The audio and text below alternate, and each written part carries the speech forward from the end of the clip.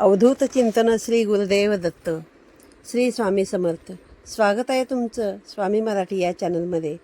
तर आजच्या या व्हिडिओमध्ये आपण बघणार आहोत की आपल्या कुटुंबाला कायम निरोगी ठेवण्यासाठी आपण प्रयत्न करत असतो. तर आपल्या घराला, कुटुंबाला आणि आपल्या संपूर्ण वास्तूला निरोगी ठेवण्यासाठी चैत्र अमावस्यापासून एक व्रत करायचं असतो आणि ते व्रत कसं करायचं आणि ते आपल्या कुटुंबाला कशा प्रकारे संरक्षण कवच देऊ शकेल याबद्दल आपण आज जाणून घेणार आहोत. तर यावर्षी 8 मे 2024 रोजी चैत्र अमावस्या आहे. या दिवशी जे काही तुम्ही उपाय कराल ते तुमच्या वास्तूला आणि कुटुंबाला संरक्षण देतील. तर वर्षभरामध्ये तुम्हाला माहीतच आहे की प्रत्येक अमावस्या ही येतच असते. त्यामुळे या अमावस्येला तुम्ही जर कुठले उपाय केले, कुठली पूजा केली, होम हवन वगैरे केले तर त्याचे फळ तुम्हाला नक्कीच मिळेल. वर्षभरामधील प्रत्येक अमावस्येला करावयाच्या कोणत्याही व्रताचा आरंभ हा चैत्र अमावस्येपासून केला जातो, म्हणजेच दिनांक 8 मे 2024 पासून केला जातो. या अमावस्येला किंवा मी हे जे काही व्रत सांगणार आहे या व्रताला वन्ही अमावस्या किंवा वन्ही व्रत असेही म्हणतात. वन्ही म्हणजेच अग्नी. चैत्रासह 12ही महिन्यामध्ये अमावस्येच्या दिवशी अग्नीची पूजा करून हे व्रत केले जाते. त्यामुळे या पूजेला वन्ही व्रत असे म्हणतात.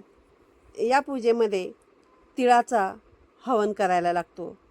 पुण्यप्राप्तीसाठी हे व्रत तुम्ही करू शकता. आपल्या हिंदू धर्मामध्ये अग्नीला किती मोठे स्थान आहे हे तुम्हाला माहीतच आहे. ऋग्वेद काळामध्ये यज्ञकर्म हे अतिशय महत्त्वाचे कर्म मानले जायचे. त्या व्यतिरिक्त आपल्याकडे तुम्हाला माहीतच आहे की वेगवेगळ्या तऱ्हेच्या पूजा असो, वास्तुशांती असो, ग्रहप्रवेश असो, कुठल्याही देवाच्या कुठलेही पूजाविधी असो, ती अग्निपूजा होमाच्या रूपामध्येही केली जाते.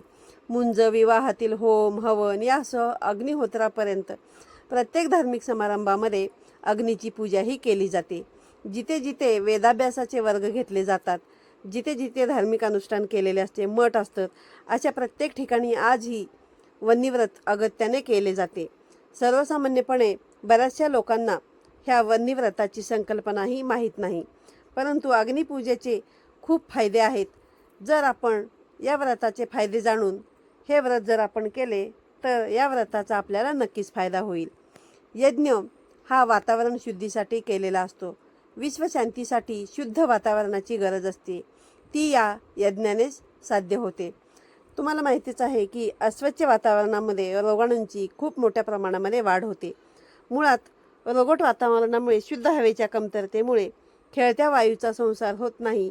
त्यामुळे बाहेरून जी काही दूषित हवा येते, दूषित वातावरणाशी व दूषित वातावरण निर्माण करणाऱ्या रुग्णांशी किंवा कुठल्याही गोष्टीशी संपर्क आल्याने आजार वगैरे पसरू शकतात. त्यामुळे या रोगाणूंच्या संपर्कामुळे माणसांना, विशेषतः जी लहान मुले असतात, कारण ती इम्युनिटीने खूपच कमी असतात, अशक्त आणि नाजूक प्रकृतीची असतात, त्यामुळे लहान मुलांना, अशक्त मुलांना याची बाधा फारच लवकर होते.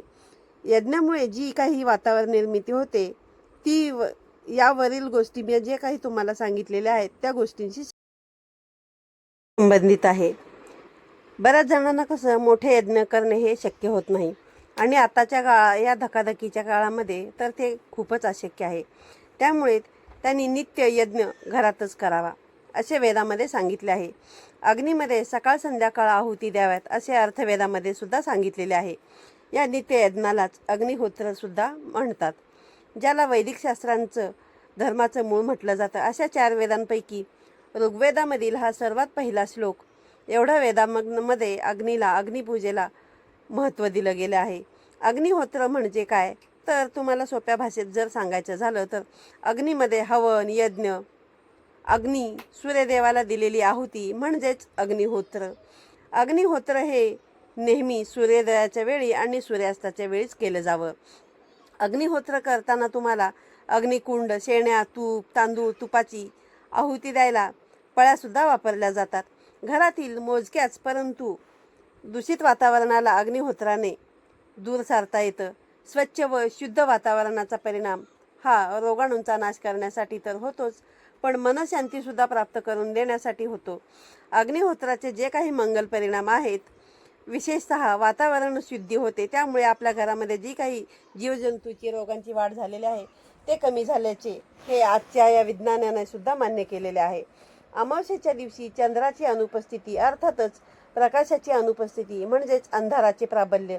त्या दिवशी चंद्र अजिबात दिसत नाही हे प्रत्येकालाच माहीत आहे.